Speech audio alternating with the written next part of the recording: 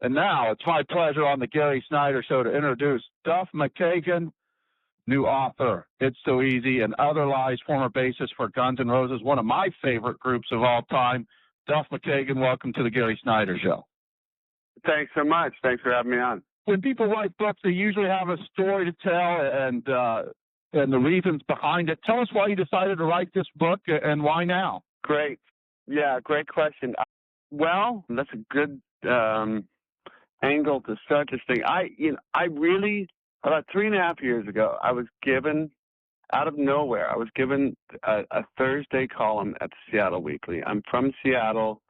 I had written one article in my life, and it was in about 2005. I was on tour with Velvet Revolver, and a magazine asked me to write an article about 1987 in Hollywood.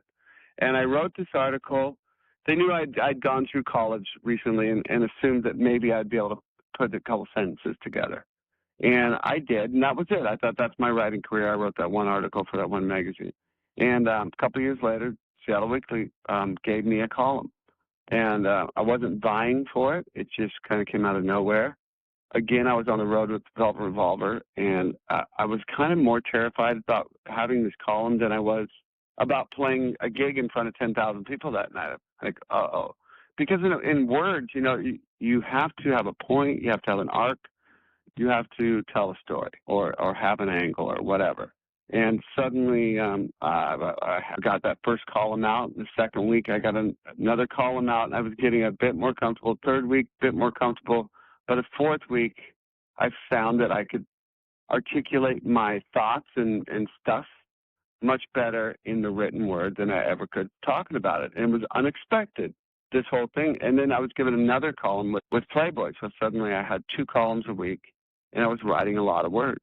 And I started writing these side stories about, I didn't know what I was going to do with them, but they were just these kind of honesty stories. And I put them in this file in my Word, on my Mac, and it was just titled Honesty.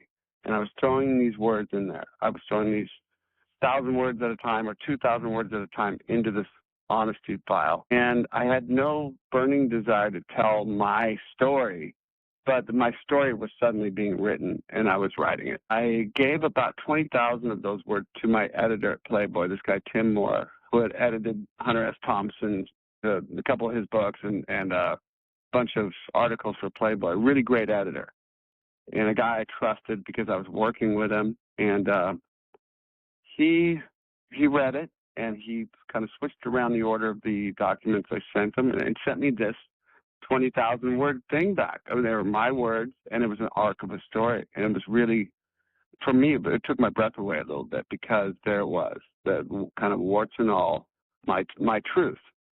And I didn't like it so much at first, but he really, pushed me. He said, write to these 20,000 words, write to that part of the story and that part of the story and that other part of the story.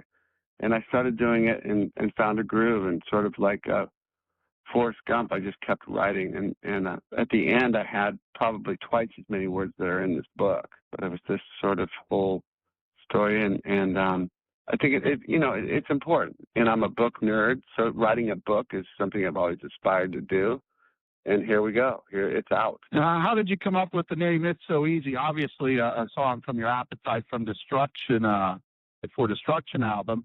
But why It's So Easy? Well, you have to have a title for your book, number one. So that pushed me to find something. But I think it's apropos. I didn't have a title first.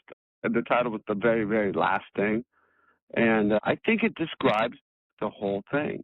I mean, It's So Easy was a song I wrote the lyrics for back then, and so I know exactly what the lyrics meant to me as a 21-year-old kid. They meant like, yeah, man, everything, reckless, and nothing bad can happen to me. And the truth is, my experience at least, I led that reckless sort of life, and I was a sensitive guy and all that, and grew up in a big family and had plenty of people I loved and loved me, and I had a great band, but I just many times didn't rise to the occasion. I rose to the occasion plenty of times too, but at 30 years of age, I ended up in a hospital bed, and so It's So Easy and Other Lies, it just seems like an apropos it kind of explains the whole book. Once you get done with the book, you go, yeah, that's the exact right title for this book.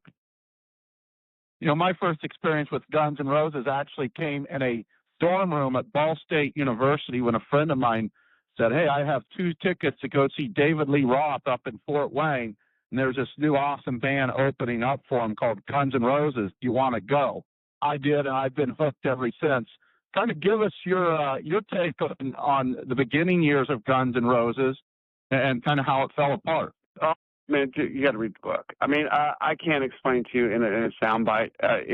That's the experience of that whole thing. It's just too. I don't have a soundbite for that. It's a long, long story, really.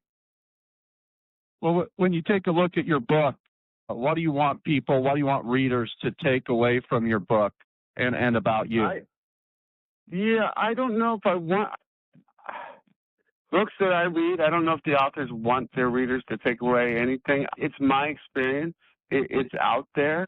I think people will get different things from the book. I assume they will, but it's not. If you're looking to get that book that's about the sex and me throwing people under the bus and all of that, it's not that book. It's just a personal account of a guy going insane, having finding a wonderful band and 5 guys. How did these guys meet? And where did they all come from? And how did they meet? And how did they achieve that thing? How did they write those songs? And it's about that. And then it's about my personal unraveling as the band got bigger and my eventual turn into the hospital, and then my way out of the hospital, really. Getting my stuff together and getting married and having kids and then forming Velvet Revolver and having that same nearly the same success again. I mean, as close as you can get to the success, especially for 2004. Having a number 1 record and all of that, and trying not to fall into the same things again. And just a guy's story. All right. Thanks a lot, Duff, and good luck with the book. Thank you so much.